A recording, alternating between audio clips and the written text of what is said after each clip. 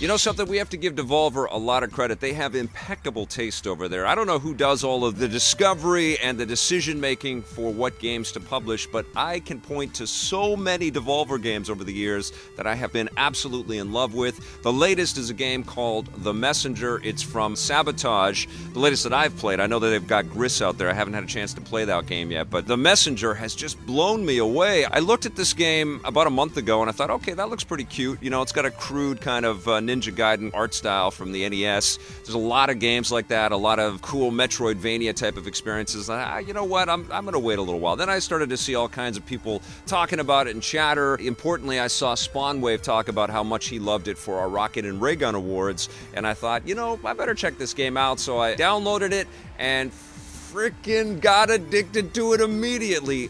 One of the big conceits of the game, that it gets spoiled in the trailers and stuff, and I kind of don't want to spoil it, but you probably heard about this already if you know anything about The Messenger, is that the game kind of moves through time, and in that move you go from an 8-bit art style to a 16-bit art style, and you can go back and forth, and it's so damn cool.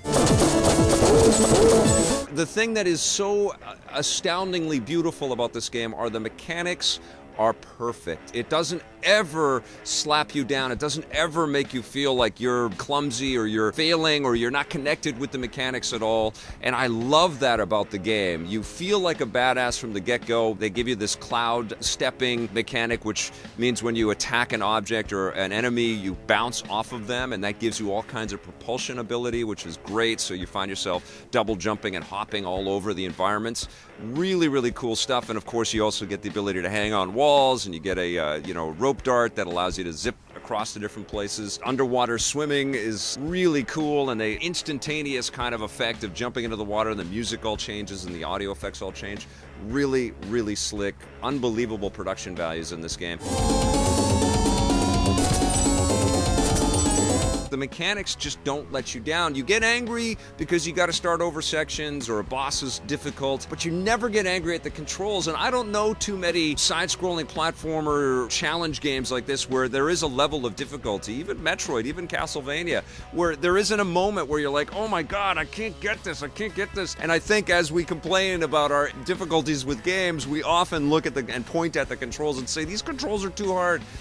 I didn't do that with this game at all. I never for once said, you know what, these mechanics are making it more challenging for me. If anything, I thought that the mechanics were so fluid and so fun and so forgiving in a wonderful way, an empowering way, that when I did come across a boss that I had to restart, 20, 30 times until I defeated it, I would say, wow, I can't remember the last time where I felt this powerful and this connected to the controls, but it still provided me this much challenge, which is a good thing. We don't want these games to handhold us, and this game doesn't. It gives you a lot of power. The level up tree that you get when you go and talk to these really funny wizards, they give you this whole backstory that's totally optional. You don't have to read it, but the dialogue boxes that are in this game are one of the treasures of the game. You really should do yourself the favor of reading as much of that stuff as you can, because it's hilarious. It's very much an homage to classic scrolling games like this. It's a love letter to that, but it's also, making fun of itself and making fun of your progression and making fun of the tropes of this genre, but it's also super cool as well.